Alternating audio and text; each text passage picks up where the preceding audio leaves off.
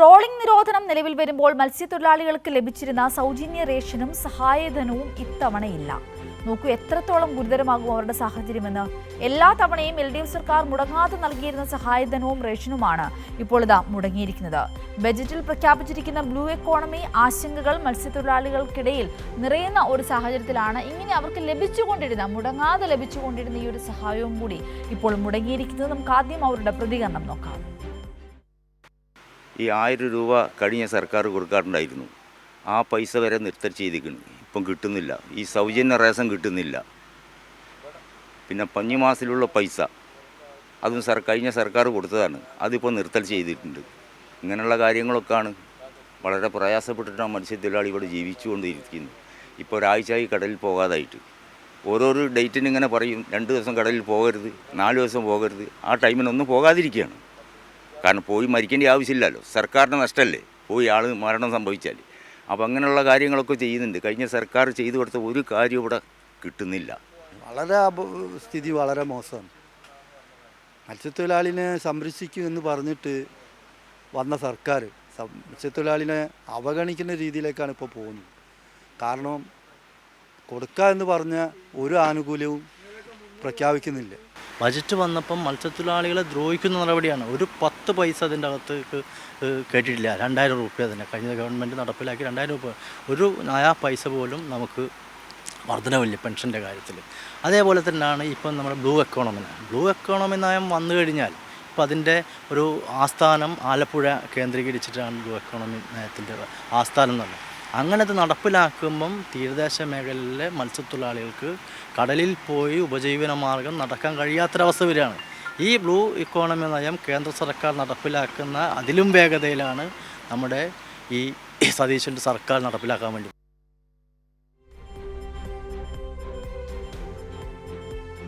ഇപ്പോൾ ഇതാ ചേതൻ സാജൻ കൂടി നമ്മളോടൊപ്പം ചേരുകയാണ്.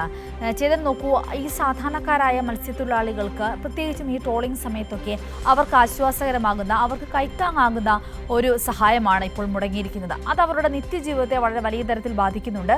ഒപ്പം തന്നെ ഈ ബ്ലൂ എക്കോണമി എന്ന ഒരു പദപ്രയോഗത്തിൽ തന്നെ അവരുടെ ഭാവിയും തുലാസിലാകുമോ എന്ന ആശങ്കയും അവരിൽ നമുക്ക് കാണുവാൻ സാധിക്കുന്നുണ്ടല്ലേ?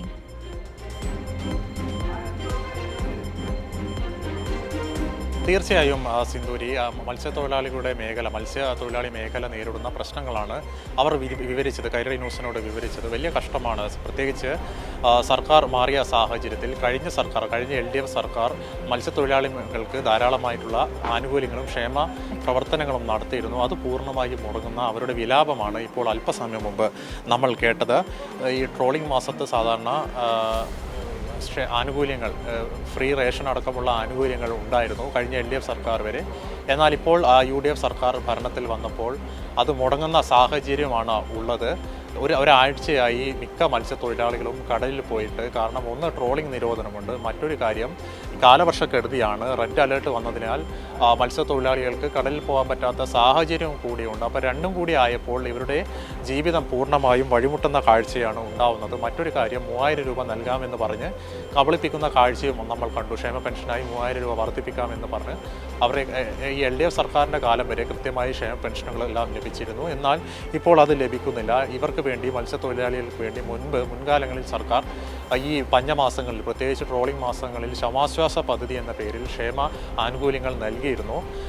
മുമ്പ് ഉമ്മൻചാണ്ടി സർക്കാരിൻ്റെ കാലത്ത് 2700 രൂപയായിരുന്നു അന്ന് നൽകിയിരുന്നത്. പിന്നീട് പിണറായി വിജയൻ സർക്കാർ വന്നപ്പോഴാണ് ഇത് ഇരട്ടിയിലേറെ, കൃത്യമായി പറഞ്ഞാൽ 6000 രൂപയാക്കി ശമാശ്വാസ പദ്ധതി ഈ പഞ്ഞ മാസക്കാലത്ത് നൽകുന്നത്. ഇതും മുടങ്ങിയ ഒരു സാഹചര്യം കൂടിയുണ്ട്. മറ്റൊരു കാര്യം, ഇവർ പങ്കുവെക്കുന്ന ആശങ്ക, മുൻകാലങ്ങളിൽ ഈ ഇവരുടെ ബോട്ടിന് ആവശ്യമായ ഇന്ധനം അത് പെട്രോൾ ക്യാനിൽ നൽകുമായിരുന്നു. എന്നാൽ ഇപ്പോൾ ബോട്ടിൻ്റെ ഇന്ധന ടാങ്ക് കൊണ്ടുപോയാൽ മാത്രമേ ഇന്ധനം ലഭിക്കൂ എന്ന സാഹചര്യമാണുള്ളത്. ഇതും ഇവരുടെ ജീവിതത്തെ വഴിമുട്ടിക്കുന്നുണ്ട്. കാരണം വലിയ ബോട്ടിൻ്റെ വലിപ്പം കൂടുമ്പോൾ ഇന്ധന ടാങ്കിൻ്റെ വലിപ്പവും കൂടും. അതുമായി പെട്രോൾ പമ്പിൽ പോകുക, ഇന്ധനശാലകളിൽ പോകുക എന്നത് സംബന്ധിച്ച് വളരെയേറെ ദുഷ്കരമാണ്. ഇതും അവർക്ക് വലിയ പ്രശ്നമായി നേരിടുന്നുണ്ട്. മറ്റൊരു കാര്യം സിന്ധൂര് സൂചിപ്പിച്ചത് തന്നെയാണ്, ബ്ലൂ എക്കണോമി നയം വി.ഡി. സതീശൻ സർക്കാർ വന്നപ്പോൾ പുതിയ മത്സ്യമേഖലക്കായി പുതിയ നയം പ്രഖ്യാപിച്ചിരുന്നു. ഇതും തലക്ക് മേലുള്ള ഒരു വാള് പോലെ നിൽക്കുകയാണ്. കാരണം അറിയാം, ഈ കേരള സംസ്ഥാനത്തിന് അതിൻ്റെ തീരപ്രദേശങ്ങൾ ധാതു സമ്പുഷ്ടമാണ്. ചവറയിലെ KMML കമ്പനി പോലത്തെ സർക്കാർ സ്ഥാപനങ്ങളാണ് ഇത് കൈകാര്യം ചെയ്തത്. വി.ഡി. സതീശൻ സർക്കാരിൻ്റെ കഴിഞ്ഞ ദിവസം അവതരിപ്പിച്ച ബജറ്റ് നോക്കിയാൽ മിക്കതും സ്വകാര്യവൽക്കരിക്കുന്ന ഒരു പ്രവണതയിലേക്ക് ടെൻഡൻസിയിലേക്ക് നീങ്ങുകയാണ്. അപ്പോൾ ഈ ബ്ലൂ എക്കണോമി നയം നടപ്പാക്കുന്നതിൻ്റെ പേരിൽ മത്സ്യത്തൊഴിലാളികൾ ഈ മത്സ്യസമ്പത്തൊക്കെ പ്രൈവറ്റൈസ് ചെയ്യുന്ന സ്വകാര്യ വ്യക്തികളുടെ കടന്നുകയറ്റം ഉണ്ടാകുമോ എന്ന വലിയൊരു ആശങ്കയിലാണ് മത്സ്യത്തൊഴിലാളികൾ. മറ്റൊരു കാര്യം സിന്ധൂരി, നമ്മൾ കഴിഞ്ഞ കേന്ദ്ര സർക്കാരിൻ്റെ ബജറ്റിൽ നമുക്ക് ലഭിച്ച ഓർമ്മയുണ്ടാവും സിന്ധൂരിക്ക്, നമ്മൾ പ്രഖ്യാപിച്ച അതിവേഗ റെയിലൊന്നും ആവശ്യപ്പെട്ട കാര്യങ്ങളൊന്നും ലഭിച്ചില്ല. നമുക്ക് ആകെ ലഭിച്ചത് സംരക്ഷണ കേന്ദ്രങ്ങളാണ്. അതിൻ്റെ ഏറ്റവും വലിയൊരു ഡേഞ്ചർ എന്ന് പറഞ്ഞാൽ അത് പ്രധാനമായും കേരളത്തിലെ 3 ജില്ലകൾ കേന്ദ്രീകരിച്ചാണ് ഈ സംരക്ഷണ കേന്ദ്രം. ഒലീവ് റെഡ്ലിക്കായി എന്ന് പറയുന്ന ഷെഡ്യൂൾ 1 പെടുന്ന ജീവിക്ക് വേണ്ടി അതിൻ്റെ മുട്ടകൾ സംരക്ഷിക്കാൻ വേണ്ടി പ്രത്യേകിച്ച് കേന്ദ്ര സർക്കാർ ആവിഷ്കരിച്ച പദ്ധതി. ഇതിൻ്റെ ഏറ്റവും വലിയൊരു കുഴപ്പം എന്തെന്ന് പറഞ്ഞാൽ നമുക്കറിയാം, ഈ ഒഡീഷ തീരങ്ങളിലാണ് ഒലീവ് റെഡ്ലി മിക്കതും മുട്ടയിട്ട് പിന്നീട് അവർ കടലിലേക്ക് പോകുന്നത്. ഈ മുട്ടയിടുന്ന കാലയളവിൽ പ്രത്യേകിച്ച് 6 മാസമാണ്. ഒഡീഷയുടെ കാര്യം പറയുകയാണെങ്കിൽ നവംബർ 1 മുതൽ മെയ് 31 വരെയുള്ള 7 മാസക്കാലം ട്രോളിംഗ് ബാനാണ് ആ മേഖലകളിൽ.